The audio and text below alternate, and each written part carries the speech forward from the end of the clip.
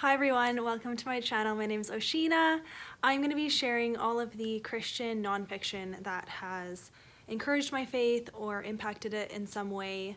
I have a fiction version of this video that I did last year, so I'll link it down below if you want to see some fiction books that encouraged my faith. But I've been meaning to do a nonfiction video for a while because I do really love Christian nonfiction in particular. It really supplements my faith journey, and I find that it teaches me a lot about God that I wouldn't learn anywhere else. So I really value it, and I was making my list, and there's a lot, and so I really can only show the best of the best because otherwise I would be showing so many books. So these books truly impacted my faith to the point where I wouldn't be who I am today without these books. So how I want to break this up is I'm going to show kind of the early books that I read, like when I was 19-ish, 18, 19, 20. I didn't really start reading nonfiction until out of high school. I have 3 books that stick out as like being early in my nonfiction reading life that really impacted me. So here we go. The first one is Jesus is Greater Than Religion by Jefferson Bethke. When I first read this book, he just said a lot of things that I'd never heard before, but that I'd always felt in my heart. I think I've said this before, but he is very like anti-legalism and just all about the grace of God, and I love that message, but it's so easy to get stuck in following exactly what the Bible says to a T and doing it so that God loves you better, and that's not how it works. And he really breaks that down, and he just talks about how like there's a misconception in the church that you have to clean yourself up before you can come to God. And I had just never read a book like that before, and yeah, this book did a lot for my faith in the early years, and I remember finishing it and then just reading it again because I just was so encouraged. Okay, this book is so special to me, and I don't know, it's really good for women. So it's called When God Pursues a Woman's Heart by Cindi McMenamin, and this book is just all about God's love for women, and not like anti-man at all, but just how God just loves women. And the stories that she shares in here, they just made me feel so loved. Just the tenderness that she uses to talk about God's heart for women speaks to me. I have a very tender heart, and so when I read something that really like touches that part of me, I just love it. I love it so much. So yeah, this book is really special to me too. So the last book kind of from my early days of reading nonfiction is called Cravings by Erwin, Raphael, McManus. And this book really touched on like the psychological thinking side of my brain, where I really like the deep stuff. I'd never read something that was so specific to like what our souls actually crave, and really thinking of yourself as like a body and a soul separately, and like how your soul has cravings that you just are like naturally gravitated towards, and it's always an aspect to do with God, but if we don't know it's God, we'll get distracted or like convinced it's something else. But it just explores like the deepest longings of your heart and soul, and what they mean and why they're there, and how God is the only one who satisfies. And I just loved everything that he said. It really put words to like this thing in my heart that it's like, nothing is ever enough. What is it that I'm craving? And to realize that it's Jesus was just like mind-blowing for me. And I was like, wow, like even my body knows before my mind knows that it needs Jesus. And so I was amazed, and it definitely like supported my faith a lot, and I would totally recommend this. It was really, really good. Okay, moving on into stage 2. How about that? So Mere Christianity by C.S. Lewis. This book is so good. If you need encouragement for why you are a Christian, this is the book for you. It just affirmed everything that I believe about God and his word and the existence of a creator. I love it. This book is really, really good, really deep. Take your time if you're gonna read it, but it's so worth it. Okay, next is The Case for Christ by Strobel. I have a distinct memory with this book, so it's always going to be very special. It was the summertime and I was tanning on the grass and I had this book out, and I remember reading the section where he's like breaking down the crucifixion and how Jesus, like, he had to have actually died, because one of the arguments is that Jesus rose again because he didn't actually die. And so he went into all the specifics of how, no, crucifixion was meant to kill you, and so Jesus definitely died from it. But anyways, so the conclusion he came to, though, of the only reason that any person in their right mind would choose to go through that for someone else is because they have absolutely unconditional, unfailing love for them. And for him to say that so clearly, because he had, like, I feel like he built up to this. I laid there and cried when I realized, like, what Jesus did for me. I will never be able to repay it. And he must love me if he chose to do that, you know? And it was such a revelation for me, and this book will always be special for that reason. Yeah, it is very technical. It's told in, like, interview style, so there's a lot of, like, you know, academic wording used and stuff, but I feel like he builds up to this moment and I'll never forget it. And so, yeah, this book is very special to me, and the way that it spoke to my faith.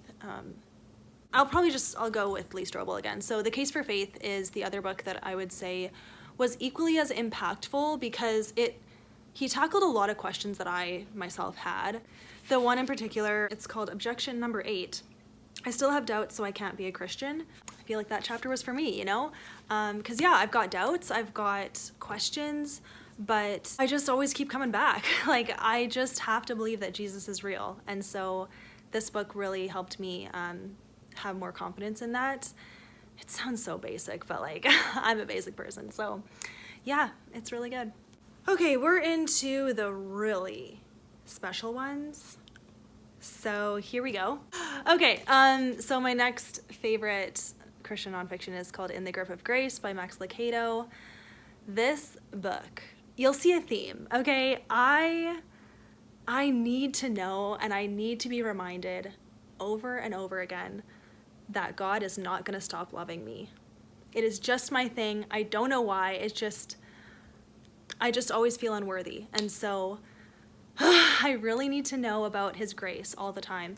And so this book, I think what really stood out about this book is he used, like, illustrations and stories to get his point across. And I find that so effective, because you get, like, immersed in the story of, like, whatever's going on. And then it's like, if you're a good storyteller, like, you're taken on the journey. And then when it gets to the point where God's grace hits you, it hits you, and it's so good. He just destroys every question that there might be something in the universe that I could ever do that would separate me from God's love, and he just says, no, there's not. And I need to know that every day. So yeah, this book is really special. I'd really recommend it. So good. Okay, this book was really important for me. Okay, so it's Unglued by Lysa Turkurst. I don't know what to say about this book. So it's about keeping your cool when you're emotionally wrecked. And I used to struggle a lot with just this inner tension in me that, like, I had such a short fuse and I was just so tense. That's the best way to describe it. Like, so I would lash out really easily because I just was, like, always on high alert. And the way this book, like, spoke right through all of that kind of chaos in me and, like, showed me the truth, I just was like, wow. It woke me up to, like, my own flaws and my sin, but then also, like, gave me hope and grace that Jesus has made a way. And I just remember feeling so seen by this book. She's just so honest, and I love the way that she shares about her real life. I feel like she actually gets it. It's not just like nice little pretty words. Yeah, I think that's it. It's really good. If that sounds kind of what you deal with sometimes, would super recommend this. Okay, and then I've got What If It's True by Charles Martin. This book is kind of Charles Martin's writings and retellings and thoughts about different topics within Christianity. He retells some stories from the Bible in the perspective of the characters that they're about, and he just does it so brilliantly. And then he puts a prayer after every chapter, and it's really the prayers that stand out. Like, they're so good. They're just like exactly, they cut to the point. They're exactly what you'd want to say to God for whatever topic it's about. And it really pairs well with Easter, I would say. Like, he does talk about Jesus's crucifixion and the resurrection, and I just was captured by this book. Just really encouraged me to love God with all my heart. So it's a good one. Okay, next I want to talk about Choose and Choose Again by J. Kevin Butcher. This book is special because it's basically just stories and like testimonies of people who gave their life to Jesus but then continued to struggle in their sin cycle, whatever it was. And as sad as that might sound, like, it actually gave me a lot of hope and encouragement that I'm not the only one who struggles with sin, even though I love Jesus with all my heart and I want to serve him with my whole life. Why can't I be perfect, you know? And so just to see these people be real about that and how God's grace like carried them through their life, it was just so encouraging and something I needed to hear at the time. So this one is definitely special. It just gave me a lot of hope. Next is The Pursuit of God by Aw Tozer, and this book is just exactly what I love to read. Just, you know, different thoughts about why we pursue God, why there's this thing in our heart that we long for God with, and I just love everything that he said. It's kind of just like a good book for me. It's similar to Mere Christianity, I would say, but just not as like detailed with every aspect of the faith, but this is mainly about like our faith in God and why we pursue him, and how it's the best thing we'll ever do. So yeah, definitely love this one. Okay, my last one is The Ragamuffin Gospel by Brennan Manning. This book, oh, I have such good memories with this book. I only read it last year, right? Yeah, I read it in 2020, and you know what 2020 was like, and I definitely had my share of hard stuff, and this book just made me so proud to be a Christian and to know that this is the Jesus that I believe in, that he came to save sinners. And again, it just talks about his grace and how there's just nothing we can do to make him turn away from us. And yeah, I love that about this book. And he just shares little stories and just little illustrations of people discovering his grace and why there's pushback against it, why we naturally think that there must be rules that we have to follow, and the rules must be what keep us straight and good with God. And really to come to the point where it's like, it's Jesus. It is the Spirit of Jesus in us. It's the only reason that we ever do anything right. And so just to know that and see it written in a book was just really special for me. And yeah, I love this book. I think that every Christian should read it. I think it'll challenge a lot of things, especially if you grew up in the church and like grew up as a Christian. I think, yeah, there might be some things that you didn't even realize that you just were kind of assuming, or like judgments that you had. I mean, it definitely challenged me, so that's why I'm saying that. But anyways, yeah.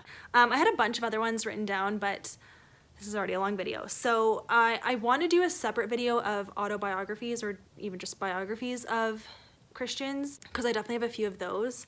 And then of course I'll do another one of these videos. I'll do more recommendation videos for nonfiction, but these are just my all-time favorite ones. So thank you guys for watching. I hope you guys are encouraged by that.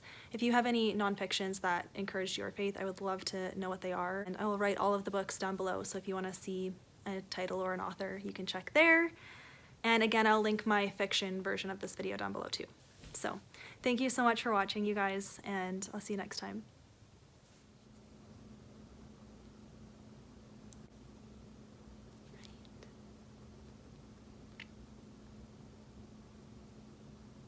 I keep wanting to say early on in my faith journey, but like, I've been a Christian my whole life. I don't know. So this is the first book that I can remember. Collect yourself, it's okay, it's all